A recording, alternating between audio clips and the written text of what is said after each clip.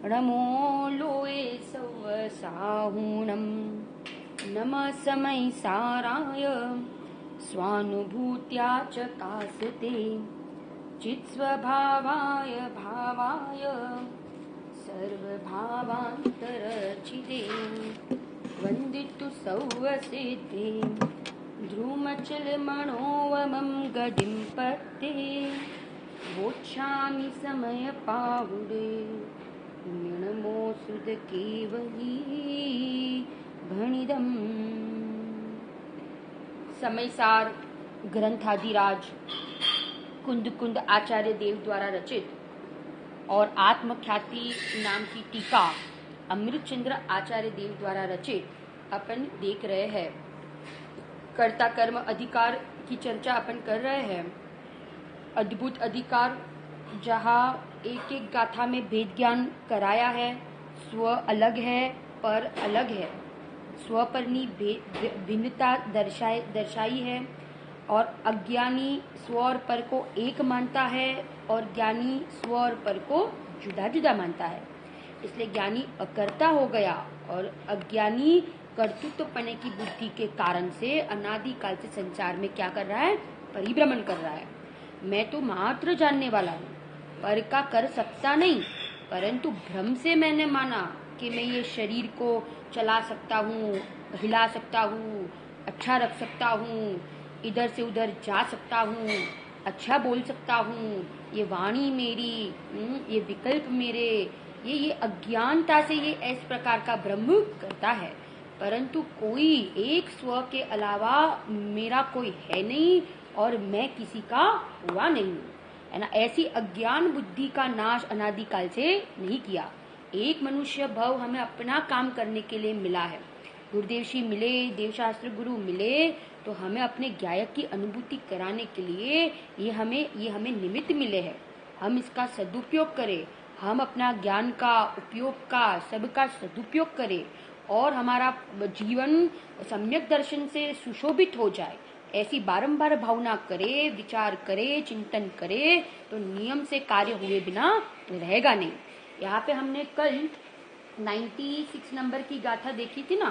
तो 96 नंबर की गाथा में आगे की दो गाथा को कंबाइन करके इसमें बताया। दो प्रकार के शंकर दोष अनादिकाल से चल रहे हैं, वो बता रहे हैं। कौन से दो शंकर दोष अनादिकाल से? एक तो ज्ञेय ज्ञायक शंकर दोष और एक भाव्य भावक शंकर दोष। कौन से दो शंकर दोष? ज्ञेय ज्ञायक शंकर दोष और भाव्य भावक शंकर दोष। उन दो दोष अनादिकाल से चल रहे हैं ना, इसके लिए दो दृष्टांत दिए। ज्ञेय ज्ञायक शंकर दोष माने परज्ञेय और आत्मा को एक मानता है। परज्ञेय में सब कुछ डाल दिया। कौन कौन डाला? धर्मास्तिकाय, अधर्मास्तिकाय, आकाश, काल, पुद्गल, अन्य जीव द्रव्य, सब कुछ, इन सब को और आत्मा को एक माना। ये ज्ञेय ज्ञायक शंकर दोष है। और भाव्य भावक शंकर दोष में क्या डाला? जो मोह, राग, द्वेष, पुण्य, पाप, शुभ, अशुभ, कषाय, ये सारे परिणाम को और आत्मा को एक मानता है, वो भाव्य भावक शंकर दोष है।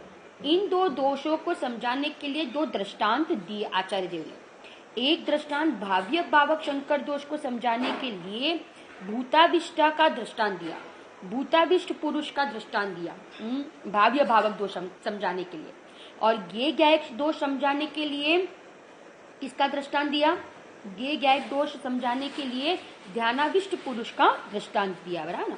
भूताविष्ट पुरुष क्या मानता है कि भूत मने वड़गी गई विषय, है ना, अपने को ही भूत मानता है और भूत जैसी, भूत वड़गा नहीं है परंतु अपने को भूत रूप अनुभव करता है, इसलिए उसकी पूरी चेष्टाएं, परिणाम, सब कुछ भूत जैसा होता है, करता है।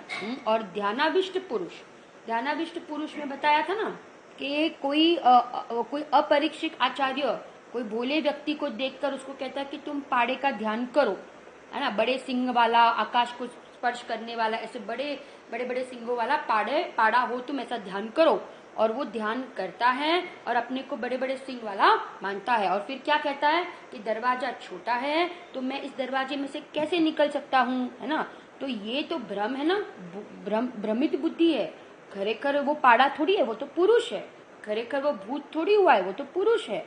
ऐसे खरेखर में स्त्री पुत्र घर परिवार वाला कहाँ हुआ हूँ? मैं तो चैतन्य तत्व हूँ, जानने वाला तत्व हूँ। और ना मैं राग क्रोध मोह विकारी परिणाम वाला हुआ हूँ। मैं तो दोनों से परगेयों से और रागादि परिणाम से भी मैं कैसा हूँ? भिन्न हूँ। और ऐसा नहीं जानकर जो अंतिम जो वाक्य दिए है ना, ये टीका में बहुत जबरदस्त वाक्य दिए है कि आवो अमृत रूप विज्ञान गण पोते, आवो अमृत रूप विज्ञान गण स्वयं જ્ઞાન અને આનંદનો પિંડ સ્વયં હોવા છતાં પણ કોના ઉપર મૂર્છિત થઈ ગયો? किसके ऊपर मूर्छित हो गया? तो कहते ये शरीर, ये मृतक कलेवर के ऊपर, ये शरीर मृतक कलेवर के ऊपर क्या हो गया? मूर्छित हो गया। चलो ना, ये यहाँ पे कहना चाहते हैं। बराबर कोकिला आंटी, ख्याल आ गया ना? 96 नंबर की गाथा। अब आगे जाते हैं 97 नंबर की गाथा पे आओ। એટલે ऊपर तात्पर्य ये निकला कि अज्ञानी ऐसे परिणाम का कर्ता अपने को प्रतिभासता है, माने अपने को इन परिणामों का कर्ता मानता है। देखो भावार्थ में दो शब्द थे ना, सविकार और सौपादिक। ये जो विकारी परिणाम है ना, वो सविकार। ये जो मोह राग द्वेष के परिणाम, ये जो सारे परिणाम है विकल्प है, ये सविकार है। वो सविकार माने विकारी परिणाम है, अशुद्ध परिणाम है। और सौपादिक माने पर की उपाधि वाले हैं। कर्म के उदय के निमित्त में ये होता है ना, इसलिए इनको सौपादिक परिणाम कहा। सविकार અને सौपादिक परिणाम, सविकार અને सौपादिक परिणाम नो करता થાય છે। अब आगे जाते हैं 97 नंबर की गाथा। पहले गाथा का पाठ करते हैं। देखो ऊपर उत्थानिका में लिखा, તેથી પૂર્વોક્ત કારણથી એ સિદ્ધ થયું કે જ્ઞાનથી કર્તાપણાનો નાશ થાય છે। क्या सिद्ध हुआ? कि ज्ञान होगा, ज्ञान करेंगे, ज्ञान रूप परिणमन होगा, तो फिर ये कर्ता बुद्धि का क्या हो जाएगा? नाश हो जाएगा। क्योंकि कहा है ना कि जहाँ ज्ञातापना है वहाँ कर्तापना नहीं, और जहाँ कर्तापना है वहाँ ज्ञातापना नहीं। करे कर्म सो ही करतारा, जो जाने सो जाननहारा। जो जाने सो करता नहीं, और जो करता सो जाने नहीं। जो जानता है वो करता नहीं, और जो करता है वो जानता नहीं है। ये यहाँ पे अब सिद्ध कर रहे हैं कि ज्ञान थयु तो एक कर्तापणानो नाश થઈ ગયો। पहला गाथा આપણે पाठ કરીએ છીએ। गाथा बहुत सुंदर है। गुरुदेव जी ने लिखाया कि गजबनी गाथा આવી છે। बहुत सरस गाथा છે આ। પહેલા આપણે ગાથાનો પાઠ કરીએ। જો ए कारणे आत्मा खयो करता सहु निश्चय विदे। ए ज्ञान जेणे थाय ते छोड़े सकल कर्तृत्वने। શું કીધું અહીંયા? ગાથાર્થ, આ કારણથી નિશ્ચયના જાણનાર, આ કારણથી નિશ્ચયના જાણનાર જ્ઞાનીઓએ એ આત્માને કર્તા કયો છે। નિશ્ચયથી આ જ્ઞાનીઓએ એટલે सर्वज्ञोए, है ना, ज्ञानी धर्मात्मा, उन्होंने ऐसे आत्मा को, कैसे आत्मा को? अज्ञानी आत्मा को ते आत्मा ने करता कयो छे। એટલે પૂર્વોક્ત ऊपर જે પહેલાની ગાથામાં કીધું ને, जो पहले की गाथा में कहा ना कि जो परद्रव्य को और राग को अपना मानता है वो अज्ञानी है। तो ऐसे पूर्वोक्त कारण से राग और परद्रव्य में जो एकता करता है, पूर्वोक्त कारण थी निश्चयना જાણનારો એટલે કે ત્રિકાલી ધ્રુવ ભગવાન આત્માના અનુભવ કરનારા જ્ઞાનીઓએ તે આત્માને શું કીધો છે? તે આત્માને કરતા કયો છે। એટલે वो आत्मा परद्रव्य और राग का करता है। वो आत्मा क्या है? परद्रव्य और राग का करता है। ख्याल आ रहा है कि नहीं? આવું નિશ્ચયથી જાણે છે। એટલે હવે અહીંયા નિશ્ચયથી એટલે નિયમથી જે જાણે છે। આવું જે નિયમથી નિશ્ચિતપણે આવું જે જાણે છે, निर्णय કરીને જે જાણે છે, है ना, जो ऐसा निर्णय करके जानता है બરાબર, वो નિશ્ચયથી જે જાણે છે તે જ્ઞાની થયો થકો સર્વ કર્તૃત્વને છોડે છે. जो ऐसा जानता है ना, जो ऐसा जानता है, यथार्थ जानता है कि अज्ञान से मैं राग का और परद्रव्य का कर्ता होता था. अज्ञान से, खरेखर मैं हूं नहीं, परंतु अज्ञान से मैं राग का और परद्रव्य का कर्ता होता था, है ना. ऐसा जो जानता है, ऐसा जो जानता है ना, बराबर, तो वो क्या कर लेता है, वो सकल परद्रव्य और परभावों का कर्तापना छोड़ देता है और वो क्या हो जाता है, अकर्ता हो जाता है. उसको ख्याल आ गया, क्या ख्याल आ गया कि मैं अज्ञान के कारण से क्या होता था कि परद्रव्य और राग का कर्ता बनता था. ऐसा जिसने जाना, यथार्थ जाण्યું કે सकल કર્તૃત્વને છોડી દેશે, वो सकल कर्तृत्वपणाને શું કરી નાખે છે, છોડી દેશે. જ્ઞાતારૂપ પરિણમતા है, अपने को ज्ञाता देखता है, सर्वभावથી उदासीन થઈ જાય છે, किसी भी परद्रव्य का वो कर्ता बनता नहीं है. उसे पता चल गया कि ना मैं परद्रव्य में कुछ कर सकता हूँ, ना मैं आश्रवों को हटा सकता हूँ, ना मैं संवर निर्जा की पर्याय को ला सकता हूँ, ना मैं केवल ज्ञान की पर्याय को ला सकता हूँ. बराबर ना. सारे परद्रव्य और पर्यायों का कर्तृत्वपणा छूट गया, तो वो कर्तृत्वपणा छूट गया तो वो अकर्ता हो गया. શું થઈ ગયો, અકર્તા થઈ ગયો. જેણે આવું જાણ્યું, જેણે આવું બરાબર જાણ્યું કે અજ્ઞાનના કારણે, अज्ञान के कारण से मैं परद्रव्य का कर्ता हो रहा था, निश्चयથી, નિયમથી જે જાણે છે તે જ્ઞાની થયો થકો સર્વ કર્તૃત્વને છોડી દેશે. સર્વ કર્તૃત્વને गुरुदेव के जो उपवास नो कितना सुंदर गुरुदेव अर्थ करते हैं. उपवास, किसी आहार का त्याग करना, किसी आहार का त्याग करना, उसका नाम उपवास नहीं है. कोई आहार का त्याग, क्योंकि मैं ग्रहण ही नहीं कर सकता तो फिर मैं त्याग किसका करूं. मेरे में एक त्याग उपादान शून्यत शक्ति है, ख्याल आ रहा है ना. मैंने किसी का ग्रहण किया है और ना मैंने किसी का त्याग किया है. क्यों, क्योंकि मेरे में क्या है, एक त्याग उपादान शून्यत्व शक्ति है ना. उपवास, गुरुदेव कहते ना, उपवास राग करवो એ તો अपवास है. राग करना वो अपवास है, अपवास. और उपवास के लिए क्या कहते हैं, तो उप प्लस वास, आत्मा के, आत्माना समीप में रहना, आत्मा के समीप में रहना, उसका नाम क्या है, उपवास है. बराबर ना. किसी का ग्रहण त्याग करना उसका नाम उपवास नहीं, परंतु आत्मा के समीप में रहना उसका नाम क्या है, उपवास है. मैं छोड़ू અને मैं ग्रहण કર્યું એનું नाम तो मिथ्यात्व है. मैंने छोड़ा और मैंने ग्रहण किया उसका नाम तो मिथ्यात्व है. ये मिथ्यात्व का नाश कराने के लिए हमें ये गाथा समझाते हैं कि जेने अब परद्रव्य ने परभाव का कर्तृत्वपणा छूट गया तो वो जीव क्या बन गया, ज्ञाता बन गया, अकर्ता થઈ ગયો. अब देखो टीका में क्या कहते हैं. टीका में कहते हैं, कारण के आ आत्मा अज्ञान ने लीधे, आ आत्मा अज्ञान ने લીધે પરના અને પોતાના, પરના અને પોતાના એકપણાનો આત્મવિકલ્પ કરે છે. આહા, શું કરે છે, કોના કારણે, अज्ञान. मैंने ये समझ में आता है कि सारे कषायों का, सारे दोषों का, सारे अपराधों का जनक कौन है, जनक कौन है, जननी कौन है, तो कहते हैं अज्ञान. अज्ञानના કારણે જ આ કર્તા બુદ્ધિ ઊભી થાય છે. अज्ञान के कारण ये सारे कषाय उत्पन्न होते हैं.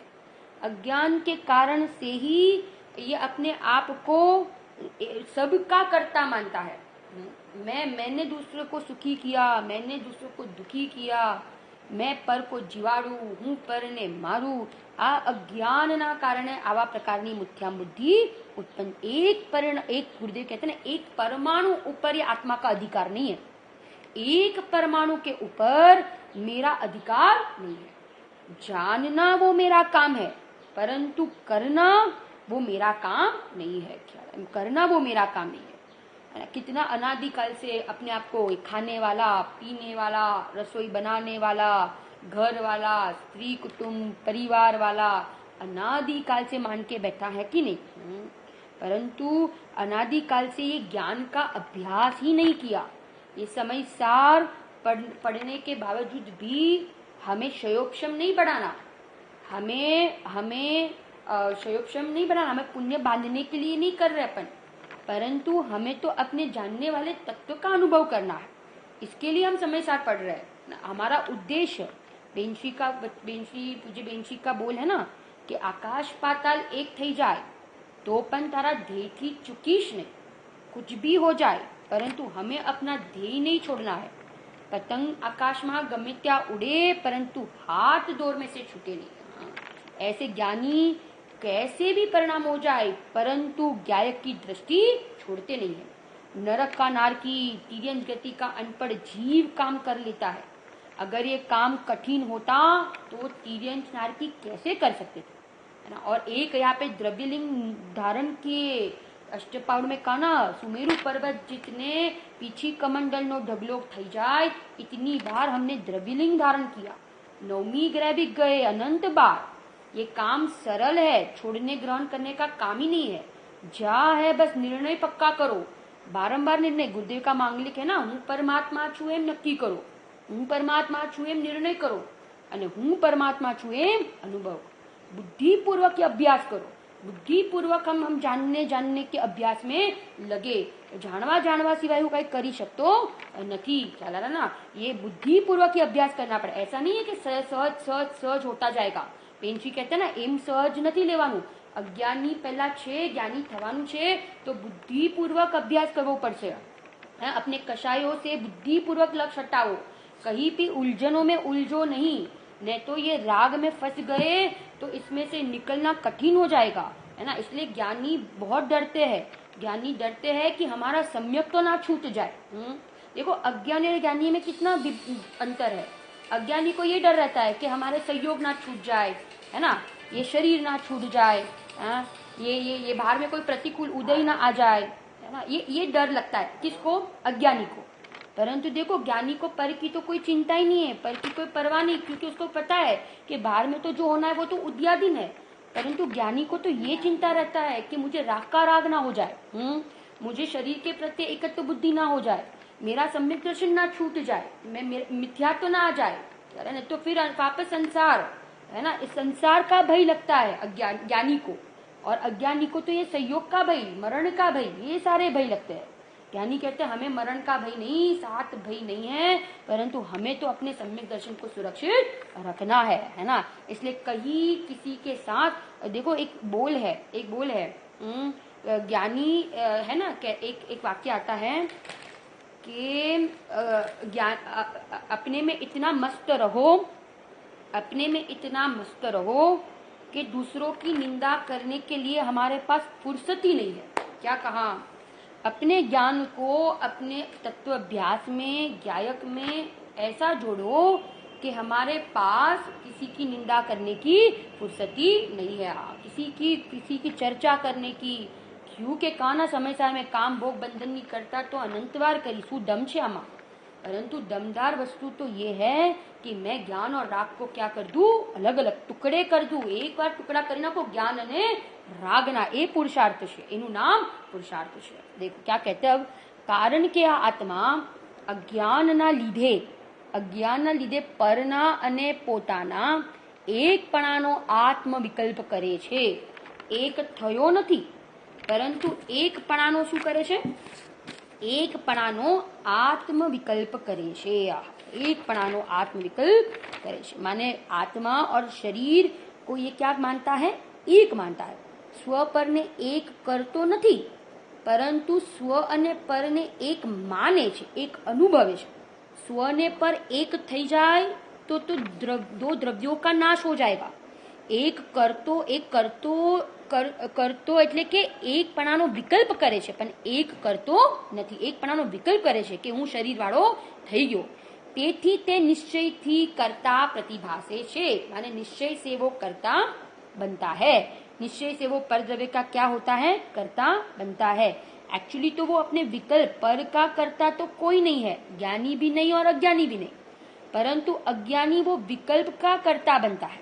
किसका कर्ता बनता है? विकल्प का कर्ता बनता है ना, बराबर। अब आगे, आ आत्मा अज्ञानी थयो ठको, आ आत्मा अज्ञानी थयो ठको, अज्ञान ने लीधे અનાદિ સંસારથી માંડીને મિલિત એકમેક મળી ગયેલો સ્વાદન અનુભવન હોવાથી અર્થાત પૂદગલ કર્મના અને પોતાના સ્વાદનું ભેળસેળપણે એકરૂપ અનુભવન હોવાથી. હવે પેલા આટલું સમજો. આ આત્મા અજ્ઞાનની થયો થકો, બરાબર, અજ્ઞાનને લીધે અનાદિ સંસારથી માંડીને મિલિત એકમેક મળી ગયેલો, બરાબર, એકમેક મળી ગયેલો કોનો સ્વાદ? સંસારથી માંડીને પોતાને શુદ્ધ ચિદ્રૂપ વસ્તુની દ્રષ્ટિ કરી નથી, પોતાના આત્માની દ્રષ્ટિ કરી નથી ને. इसीलिए ये जो स्वादનું સ્વાદન અનુભવન હોવાથી એકમેક મળી ગયેલો સ્વાદનું, ઇધર દેખો, જો પૂદગલ કર્મ અને પોતાનો સ્વાદનું ભેળસેળપણું છે ને, તો પૂદગલ કર્મનો સ્વાદ એટલે રાગનો સ્વાદ અને પોતાનો સ્વાદ એટલે જ્ઞાનનો સ્વાદ. બરાબર સમજો. પૂદગल कर्म का स्वाद माने राग का स्वाद, आकुलता का स्वाद, दुख का स्वाद, और आत्माનો स्वाद એટલે પોતાનો સ્વાદ એટલે જ્ઞાનનો સ્વાદ. ઠીક હે ના? જ્ઞાન કા સ્વાદ એ બંનેને શું કરે છે? એ બંનેને એક અનુભવે છે, બંનેને જુદો નથી અનુભવતો, હે ને? એટલે પોતાને આ વિકારના સ્વાદ વાળો અનુભવે છે. જ્ઞાન અને રાગનો એમ અલગ અલગ એને સ્વાદ નથી આવતો, પરંતુ એ પોતાને રાગના સ્વાદ વાળો જ અનુભવે છે. पुण्य पापना भाव, शुभ अशुभ भाव का स्वाद ही अपने को उस रूप ही अनुभव करता है, क्योंकि अभी ज्ञान का अनुभव नहीं हुआ ना, इसलिए जो राग होता है ना તેને મિલિત સ્વાદ કીધો. પૌદ્ગલિક વિકારનો સ્વાદ જે આવે છે ને, ઉસ જ્ઞાન की पर्याय પોતાની છે, તેમાં શુભાશુભ રાગનો એકમેકપણે જે અનુભવ છે તે રાગનો વિકારનો સ્વાદ છે. उसको यहाँ पे मिलित स्वाद कहा. मिलित स्वाद समझ में ना? ज्ञान और राग को एक अनुभव करना, ज्ञान और राग का एक अनुभव करना. देखो, ये अज्ञानी हो के ज्ञानी हो, किसी को परद्रव्य का स्वाद तो आता ही नहीं है. गुरुदेव ने बहुत बार दृष्टांत देते ना, इसमें भी दिया है कि लाडवा का स्वाद, जलेबी का स्वाद, मैसूब का स्वाद, द्राक्ष का स्वाद, मौसम्बी का स्वाद, गुलाब जामुन का स्वाद, स्त्री का, शरीर का, किसी का, पैसे का, किसी का स्वाद आता ही नहीं है. परंतु इसको किसका स्वाद आता है? तो परद्रव्य संबंधी जो ठीक और अठीक है ना, राग और द्वेष जो होता है ना कि ये अच्छा और ये बुरा, उसको स्वाद आता है. और ये स्वाद अनुभव करता है वो जीव मिथ्या दृष्टि है, माने ज्ञान का स्वाद का अनुभव नहीं करता. और मात्र राग, अज्ञानी को मात्र राग का स्वाद है, मात्र राग का स्वाद, मात्र आकुलता का स्वाद, मात्र दुख का स्वाद. वो जीव को कहा मिथ्या दृष्टि, वो जीव को कहा मूड. बराबर ना? 11 अंग 9 पूर्वનું જ્ઞાન ભણી લે ને, तो पण देखो गुरुदेव कहते कि उसको राग का ही स्वाद आता है, राग का ही अनुभव होता है. राग का ही अनुभव होता है. और एक तीर्यंश गति का अनपढ़ जीव, जिसको आत्मानुभवन हो गया है, उसको किसका स्वाद आ रहा है? उसको ज्ञान का स्वाद आ रहा है. और अज्ञानी 11 अंग 9 पूरा शास्त्र भणी ले, कई गाथाમાં શું લખ્યું છે, क्या अर्थ है, सब कुछ बता दे, सब कुछ जान ले, तो कहते उसको राग का स्वाद आ रहा है. और एक तीर्यंश गति का जीव को आत्मा का भाव भाषण हो गया तो उसको ज्ञान का स्वाद आता है. बराबर ना? आ समझाયું? भेड़सेड़ पणे एक रूप ए अनुभवन होवाથી जेनी, अब देखो ये अज्ञानी की बात है, हाँ, अभी अज्ञानी की बात चल रही है. जेनी भेद संवेदननी એટલે કે ભેદ જ્ઞાનની શક્તિ બીડાઈ ગયેલી છે. શું કીધું? આહા, जिसकी भेद ज्ञानની શક્તિ બીડાઈ ગઈ છે. બીડાઈ ગઈ છે એટલે ઢંકાઈ ગઈ છે, અભાવ રૂપે છે. भेद ज्ञान નથી, एकमेक मानता है. किसको? राग को और ज्ञान को. बराबर समझना, थोड़ा सूक्ष्म है. राग को અને ज्ञान को एकमेक अनुभवन करता है. दोनों का भेद ज्ञान नहीं, भेद ज्ञान शक्ति બીડાઈ ગઈ છે, અસ્ત થઈ છે. એટલે પોતાને જ રાગ વાળો અનુભવે છે. ज्ञानी का ज्ञान सूक्ष्म परिणमता है और अज्ञानी का ज्ञान तो स्थूल परिणमता है। उसको ज्ञान और राग के बीच में विवेक ही नहीं, भेद ही नहीं है ना। इसलिए जो राग ज्ञान में झलकता है, जो कषाय के परिणाम झलकते हैं, उनको ही वो अपना मान लेता है। किसको अपना मानता है? कषाय राग को ही अपना मानता है। उसको निरंतर आकुलता का स्वाद ही आता है। उसको कि निरंतर किसका स्वाद आ रहा है? आकुलता का स्वाद। क्यों के भेद ज्ञान शक्ति क्या हो गई છે? શું થઈ ગઈ છે? બીડાઈ ગઈ છે, સંકોચાઈ ગઈ છે, સંકુચાઈ ગઈ છે, ઢંકાઈ ગઈ છે, બીડાઈ ગઈ છે, સંકુચિત થઈ ગઈ છે, ઢંકાઈ ગઈ છે, અસ્ત થઈ ગઈ છે। એને બીજી રીતે કયો તો ज्ञान और आत्मा की, राग और ज्ञान की, राग और आत्मा की अभेद बुद्धि થઈ છે। फिर से राग અને આત્માની કઈ બુદ્ધિ થઈ છે? कैसी बुद्धि हुई है? अभेद बुद्धि। अभेद बुद्धि, अलग अलग ही जानता नहीं है, अलग अलग जानता नहीं है ना। बीड़ाई गયેલી છે એવા अनादिथी जे, तेथी ऐसा अनादिकाल से चल रहा है। पंच परावर्तन अनादिकाल थी, जन्म मरण अनादिकाल थी। एक ज एનું કારણ છે કારણ કે ભેદ જ્ઞાનની શક્તિ એ જીવોને બીડાઈ ગઈ છે, અજ્ઞાનીઓને બીડાઈ ગઈ છે। તેથી પરને અને પોતાને એકપણે જાણે છે। પરને અને પોતાને એકપણે જાણે છે। તેથી એમ કહે છે કે હું ક્રોધ છું ઇત્યાદि આત્મ વિકલ્પ, પોતાનો વિકલ્પ કરે છે।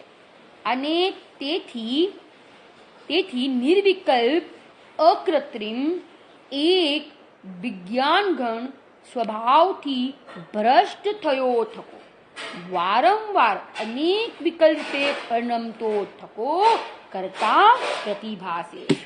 कितना जबरदस्त टीका में अमृतचंद्र आचार्य देव बोलेगा। अमृतचंद्र आचार्य देवे तो आ काल में अमृत वर्षाव्या है। कुनकुन आचार्य देव ने तो तीर्थंकर जैसा काम किया। गुरुदेव ऐसा कहते हैं ना कि कुनकुन आचार्य देव ने तो तीर्थंकर जैसा काम किया और अमृतचंद्र आचार्य देव ने गणधर जैसा काम किया है। कितना उनको बहुमान आता था अमृतचंद्र आचार्य देव के लिए, कुनकुन आचार्य देव के लिए, है ना। आचार्यों को सिर माथे रख के बारंबार कहते थे आ मारी बात नहीं परंतु आ सर्वज्ञनी आचार्योनी, कुनकुन आचार्य देवनी, अमृतचंद्र आचार्य देव की अनुभवी जीवों की कही हुई ये वाणी है। अब यहाँ देखो क्या कहते हैं, कितना विशेषण कीधा। अभी ये क्या करता है? परने ने पोताने એકપણે અનુભવે છે। પરને એટલે રાગને અને પોતાને એકપણે अनुभव करे છે, क्योंकि उसको मात्र राग का ही स्वाद आता है। अपने को रागी मान के बैठ गया ना, તેથી હું ક્રોધ છું એમ આત્મવિકલ્પ કરે છે। તેથી निर्विकल्प आत्मा। अब आत्मा के विशेषण कहे। आत्मा कैसा है? निर्विकल्प अकृत्रिम एक विज्ञान। कैसा है? निर्विकल्प अकृत्रिम एक विज्ञान गणाः। निर्विकल्प है आत्मा, है कोई भी आत्मा में कोई विकल्प नहीं है। अकृत्रिम है, किसी ने आत्मा को बनाया नहीं है। अने विज्ञान घन એટલે किसी का आत्मा में प्रवेश होता नहीं है। तीन बात कही, तीन विशेषण कहे भगवान आत्मा के। मैं कैसा हूं? मैं निर्विकल्प, कोई पण प्रकारનો મારામાં શું નથી? विकल्प नहीं, कोई प्रकार का भेद नहीं, निर्विकल्प तत्व। कोई गुण गुणी का भेद नहीं, पर्याय का भेद नहीं, है ना। इसलिए मैं निर्विकल्प।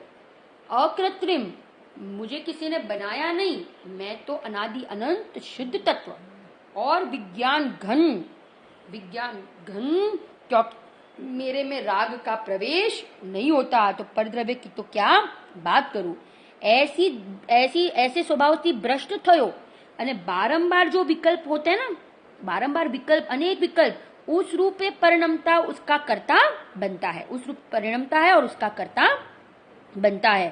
अनादिकाल से इस परिणामों का ही कर्ता बनता आ रहा है, बराबर ना। कोई नई बात नहीं है इसमें, क्योंकि अनादिकाल से जीव जो कर रहा है वही करता आ रहा है। आश्चर्य की बात तो ये, नई बात तो ये है कि जब वो अपने को इन राश्रव भाव से अपने को भिन्न माने। अज्ञानी को सात्यो तत्व संबंधी भूल और ज्ञानी को एक आत्मा की दृष्टि हुई तो सात्य तत्व की विपरीत मान्यता क्या हो गई, विपरीत मान्यता छूट गई, माने सात तत्व का यथार्थ निर्णय हो गया। और अज्ञानी को सातवें तत्व की क्या चल रही है, विपरीत मान्यता, क्योंकि एक तत्व की श्रद्धा उल्टी, तो सात तत्व की श्रद्धा उल्टी, और एक तत्व की श्रद्धा सम्यक, तो सात तत्व की श्रद्धा भी सम्यक। ख्याल आ गया ना।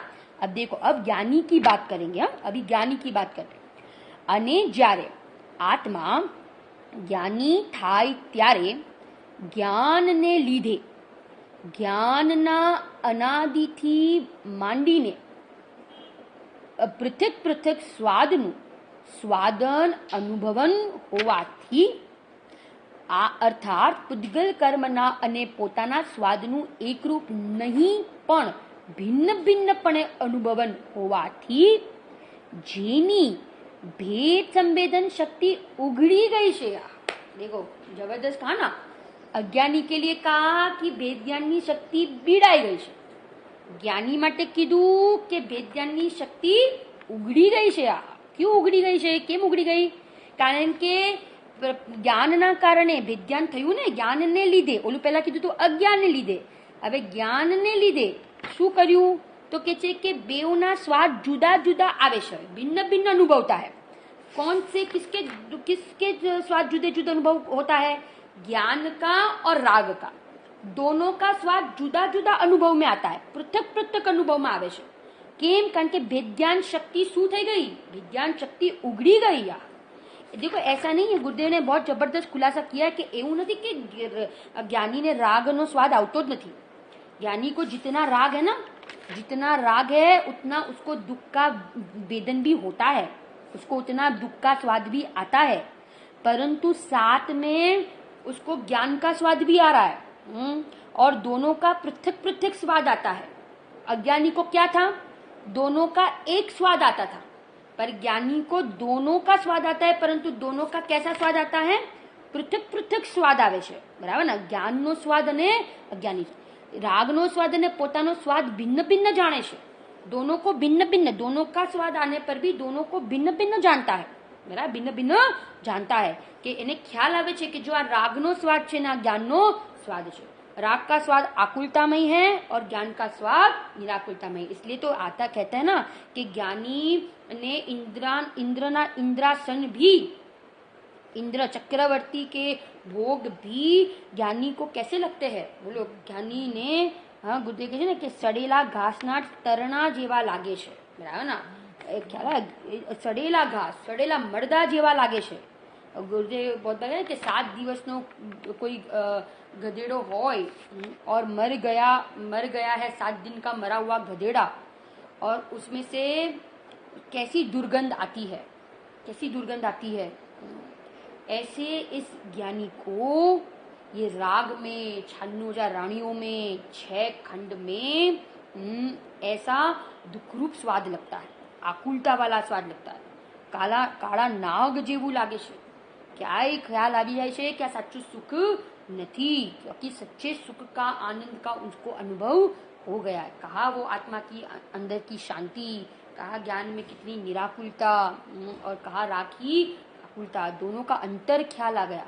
स्वाद दोनों का आ रहा है, परंतु दोनों का पृथक पृथक आता है, और अज्ञानी को तो मात्र एक राग का ही स्वाद आता है, क्योंकि कषाय और ज्ञान को भिन्न नहीं जाना, और ज्ञानी ने कषाय और राग को कैसा जान लिया, भिन्न भिन्न जान लिया है। क्या ना, देखो क्या कहते हैं, अब क्या कहा यहाँ पे कि भिन्न भिन्न अनुभवन होवाती जेनी भेद संवेदन शक्ति उगड़ी गई છે, उगड़ी गई होवाती તેથી તે જાણે છે કે અનાદિ નિધન નિરંતર સ્વાદમાં આવતો, અનાદિ નિધન નિરંતર સ્વાદમાં આવતો સમસ્ત અન્ય રસથી વિલક્ષણ ભિન્ન અત્યંત, देखो અનાદિ નિધન નિરંતર સ્વાદમાં આવતો, અને આ કયા સ્વાદની વાત છે, આ અતિન્દ્રિય આનંદના સ્વાદની વાત છે। અને એ आनंद જે આવ્યો ને, क्योंकि ज्ञान हुआ ना तो ज्ञान के साथ आनंद आएगा ही, नियम से, तो आनंद आया, जो अतीन्द्रिय आनंद का स्वाद आया ना, अब वो आनंद जो आया, वो स्वाद आया, वो स्वाद अब ज्ञानी को कैसा लगता है, समस्त अन्य रस थी भिन्न, समस्त अन्य रस थी भिन्न। माने समस्त अन्य रस थी भिन्न, माने राग क्या रस से, जैसा योग के रस से, ये परद्रव्य के रस से, सब के रस से ये अतीन्द्रिय आनंद का जो स्वाद है वो स्वाद एक अलग प्रकार का है। अतीन्द्रिय आनंद अमृतमय है और राग का स्वाद वो जहरमय है, ऐसा लगता है। दोनों के बीच में उसको अंतर ख्याल आ गया, ख्याल आ गया। अभी देखो गुरुदेव ने एक दृष्टांत दिया इधर कि જેમ दूध पाक में एक ઝેરનું बूंद पड़ी जाए ना तो पूरा वो दूध पाक ઝેરमय हो जाता है। ऐसे इधर ज्ञान में राग की एकता बुद्धि करी ना, राग की एकता बुद्धि गई करी तो ये आनंदનું ઉલટું આખા આનંદનું શું થઈ જાય છે, જ્ઞાનનું ઉલટું પરિણમન हो जाता है, विपरीत परिणमन हो जाता है। ऐसे राग का स्वाद और ज्ञानी को ज्ञान का स्वाद, दोनों का स्वाद भिन्न भिन्न आता है। और राग का स्वाद कैसा लगता है, ज्ञान का स्वाद कैसा लगता है, सारे अन्य रस से कैसा लगता है, विलक्षण जाति का लगता है, विलक्षण जाति का लगता है। आता है ना गुणस्थान विवेचन की बुक है अन्ना जी की, उसमें लिखा है कि एक समय की सिद्ध पर्याय का आनंद, सुनना बराबर, एक समय की सिद्ध पर्याय का आनंद कितना जबरदस्त है कि यहाँ जो चक्रवर्ती है ना, चक्रवर्ती, तो चक्रवर्ती के जो सुख है, इंद्रिय सुख, उससे अनंत गुना ज्यादा सुख किसको है, भोग भूमि के जीवों को है। अब भोग भूमि के जो जीवों को जो इंद्रिय सुख है उससे अनंत गुना सुख, उससे अनंत गुना सुख तीन हल्की जाति के देवों का सुख है, इंद्रिय सुख, वर्णवासी, गंतर, ज्योतिष। और उससे भी अनंत गुना सुख, इंद्रिय सुख किसको है, वैमानिक स्वर्ग के देवों को है। अब कहते हैं, क्या कहते हैं कि उन सब सुखों को एकत्रित करो, उन सब जीवों के तीन काल के सुख को एकत्रित करो, तो भी कहते हैं कि एक समय की सिद्ध पर्याय के सुख का उसके साथ तुलना कर सकते नहीं है। क्योंकि कहते हैं ना कि जाति ही जुदी जुदी है। क्या जुदी है, जाति जुदी जुदी है, क्योंकि एक की जाति अतीन्द्रिय सुख की है और एक की जाति इंद्रिय सुख की जाति है। यहाँ कहते हैं कि अत्यंत रस अलग छे, अन्य रस जेवो अन्य रस थी विलक्षण भिन्न छे। અત્યંત મધુર જે ચૈતન્ય રસ તે જ એક જેનો રસ છે એવો આત્મા છે અને કષાયો તેનાથી ભિન્ન રસવાળો, કષાયવાળા બેસ્વાદ है, कैसा है, बेस्वाद है। તેમની સાથે જ એકપણાનો વિકલ્પ કરવો તે અજ્ઞાનથી છે। અજ્ઞાનથી वो क्या करता है, एक मानता है, अज्ञान से वो एक मानता है, बराबर ना। किसको एक मानता है, कषाय के स्वाद को और ज्ञान के स्वाद को, कषाय के स्वाद को और ज्ञान के स्वाद को। आ रीते પરને અને પોતાને ભિન્ન ભિન્ન જાણે છે, તેથી અકૃત્રિમ નિત્ય એક જ્ઞાન જ હું છું, અકૃત્રિમ નિત્ય જ્ઞાન જ એક છું, बराबर ना। अकृत्रिम नित्य एक ज्ञान ही मैं हूं, परंतु अब देखो राग के लिए विशेषण कहे, कषाय के लिए कृत्रिम, अनित्य, अनेक, त्रण विशेषण। आत्मा माटे कया विशेषण कीधा, अनादि, अरे आत्मा माटे कौन से विशेषण कहे, ऊपर कहे ना, निर्विकल्प, अकृत्रिम अने विज्ञानघन, एक विज्ञानघन। अब राग के लिए, ज्ञान के लिए क्या राग के लिए क्या विशेषण कहे, कृत्रिम, कृत्रिम, अनित्य अने अनेक। कृत्रिम, अनित्य अने अनेक ते क्रोधादि भाव ते हूं नहीं, मैं ये क्रोधादि भाव वाला नहीं हूं, मैं तो एक रूप कृत्रिम रहने वाला ज्ञानमय पदार्थ हूं। एम जाणतो थको हूं क्रोध छू इत्यादि आत्म विकल्प जरा पण करतो नहीं। जब जान लिया, भेद जान लिया, तो हवे क्यारे पण एवो विकल्प नहीं करतो कि हूँ आ राग वाळो, हूँ आ क्रोध वाळो, हूँ आ कषाय वाळो, है ना, हूँ आ परिणाम वाळो। कारण के उसको ख्याल आ गया कि आ पुण्यना परिणाम होय, स्वाध्यायना, कोई पण शुभ अशुभ, पूजा, दया, दान, व्रत, शील, संयम आदि जो परिणाम है, लड़ाई के, कषाय के, अशुभ परिणाम, जो परिणाम है वो परिणाम सारे के सारे परिणाम कैसे है, तो कहते कृत्रिम छे, अनित्य छे और दुखरूप है। शू कीधु, कृत्रिम, अनित्य और दुख रूप। और उसके सामने भगवान आत्मा कैसा? अकृत्रिम, नित्य અને વિજ્ઞાન ઘન। કેવો છે આત્મા? ફરી મમ્મી કેવો છે? कृत्रिम, अकृत्रिम, विज्ञान घन અને नित्य છે। ऐसे भेद समझ गया तो भेद समझने તેથી સમસ્ત કર્તૃત્વને છોડી દે છે। તેથી સદાય ઉદાસીન अवस्था वालो થયો થકો।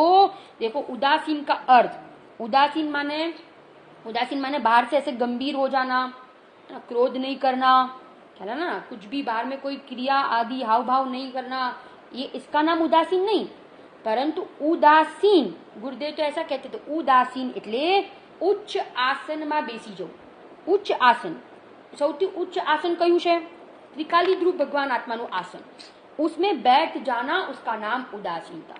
दूसरा अर्थ, उदासीनता माने सारे जगत के ज्ञाता हो जाना, सारे जगत का ज्ञाता हो जाना, उसका नाम उदासीनता। तीसरा अर्थ, उदासीनता माने क्या? राग की रुचि छोड़ देना, उसका नाम उदासीन। तीन परिभाषा फिर से गुरुदेव अपने को तीन तरीके से उदासीनता का अर्थ समझाया। सबसे पहला अर्थ उदासीनता, उच्च आसन में माने उत्कृष्ट आसन, ऐसा जो त्रिकाली ध्रुव भगवान आत्मा है उसमें बैठ जाना, है ना, उदासीन। दूसरा उदासीनता का अर्थ, उदासीन माने पूरे जगत का ज्ञाता हो जाना। और तीसरा उदासीनता का अर्थ राग की रुचि तोड़ देना, उसका नाम उदासीनता है ना। उदासीन अवस्था वाળો થયો થકો માત્ર જાણ્યા જ કરે છે, માત્ર શું કરે છે? માત્ર જાણ્યા જ કરે છે। અને તેથી નિર્વિકલ્પ, અકૃત્રિમ, એક વિજ્ઞાન ગણ થયો થકો। કેવો થયો થકો? निर्विकल्प। अब देखो ये पर्याय की बात है। वो जो बताया था ना पहले कि भगवान आत्मा के वो निर्विकल्प अकृत्रिम ज्ञान के वो निर्विकल्प अकृत्रिम અને विज्ञान गण, वो तो त्रिकाली स्वभाव की बात की थी। अब ऐसा जिसने जाना ना, जिन्हें विज्ञान शक्ति उगड़ी गई है, अब पर्याय में कैसा हो गया? अब पर्याय में वो निर्विकल्प अकृत्रिम एक विज्ञान गण थयो थको अत्यंत अकर्ता प्रतिभासे छे। माने जैसा स्वभाव है वैसा पर्याय में भी वो परिणमित हो गया। ख्याल है ना? वो क्या हो गया? ज्ञानी हो गया। समझ में आ गया कि पर द्रव्य के साथ मेरा कोई संबंध नहीं है। पर द्रव्य के मेरा संबंध किसी के साथ है तो मेरा संबंध मेरे आत्मा के साथ है, मेरे गायक के साथ है। स्त्री, घर, कुटुंब, परिवार के साथ मेरा कोई संबंध नहीं है। कुटुंबी जनों, इष्टोपदेश में गाथा आई थी ना, अपने एक बीच में चालू किया था इष्टोपदेश, तो गाथा आई थी ना कि एक झाड़ ऊपर बधा पक्षी बधा बेसे रात्रे, और थोड़ा बस रात भर साथ में रहते हैं, और फिर सुबह होती है ना, सुबह होती है तो सब अपने अपने दिशा में क्या हो जाते हैं? सब अपनी अपनी दिशा में उड़ जाते हैं। ख्याल है ना? कोई कहा, कोई कहा, कोई कहा, है ना। ऐसे हम सब यहाँ कुछ वर्षों के लिए मिले हैं, अलग अलग दिशा से आए हैं, कुछ वर्षों के लिए है, और ये आयु पूरी होते ही सब अपनी अपनी दिशा में, माने सब अपनी अपनी अवस्था में अलग अलग गतियों में पहुंच जाएंगे। इसलिए कहते हैं कि हम ये मनुष्य भव में ऐसी भेद ज्ञान की प्राप्ति करें, भेद ज्ञान प्रकट करें कि हम सब यहाँ से भले हमारा जो भी भव बाकी हो वो हो, और फिर हम थोड़े ही समय में, अल्प काल में हम मोक्ष लक्ष्मी की प्राप्ति करें, मुक्ति रमणी की प्राप्ति करें, सिद्धालय में हम सब निवास करें कि हमें फिर से कभी संसार में आना ही ना पड़े। ऐसी हम खूब भावना और सम्यक पुरुषार्थ करें तो परिणमन हुए बिना रहेगा नहीं। भावार्थ, જે પરદ્રવ્યોના અને પરદ્રવ્યોના ભાવોના કર્તૃત્વને અજ્ઞાન જાણે છે તે પોતે કરતા શા માટે બને? જે પરદ્રવ્યના અને પરદ્રવ્યના ભાવોના કર્તૃત્વને અજ્ઞાન જાણે છે તે પોતે કરતા શા માટે બને? ખ્યાલ આવ્યો? जो पहले ही प्रश्न पूछा था ना कि જેને ખ્યાલ આવી ગયો કે અજ્ઞાનના કારણે પરદ્રવ્યને પરભાવનો કરતા બને છે, તો જેને ખ્યાલ આવી ગયો કે અજ્ઞાનના કારણે હું પરદ્રવ્યને પરભાવનો કરતા થાઉં છું, તો પછી હવે શું કામ કરતા બને? ખરેખર કરતા છે નહીં, પરંતુ અજ્ઞાન से वो करता बनता है, तो પછી करता કેમ બને? अज्ञानी रहવું હોય तो परद्रव्य नो करता बने। अगर हमें अज्ञानी रहना तो हम परद्रव्य का करता बने, है ना। માટે જ્ઞાન થયા પછી પરદ્રવ્યનું કર્તાપણું રહેતું નથી. બરાબર ને? જ્ઞાન હુઆ, જ્ઞાન થયા પછી જ્ઞાનીને બધું છે, પરદ્રવ્ય પણ છે, રાગ પણ છે, પરંતુ પરદ્રવ્યનો કરતા રહેતો નથી. પરદ્રવ્યના કરતા રહેતા વ્યવહાર રત્નત્રયના પરિણામ આવે, ભણવાના ભણાવવાના બધા પરિણામ આવશે, દયાના प्रतिष्ठाना आदि सब परिणाम आएंगे, परंतु वे ज्ञानी परद्रव्य का परभाव का करता बनता नहीं है, उसका मात्र जानने वाला है.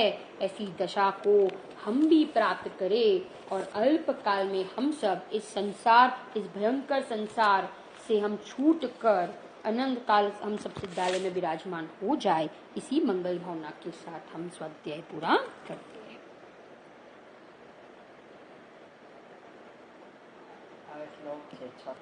हाँ, आवे श्लोक.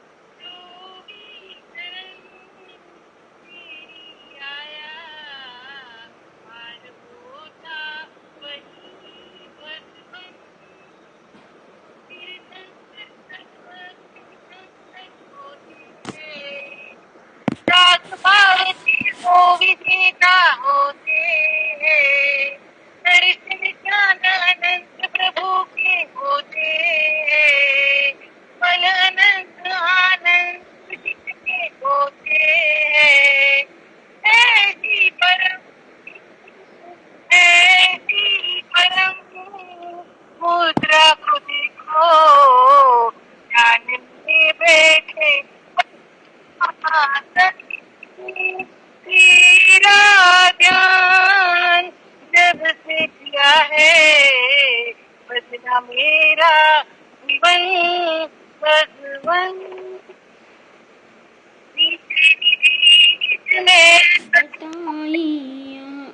All participants are unmuted.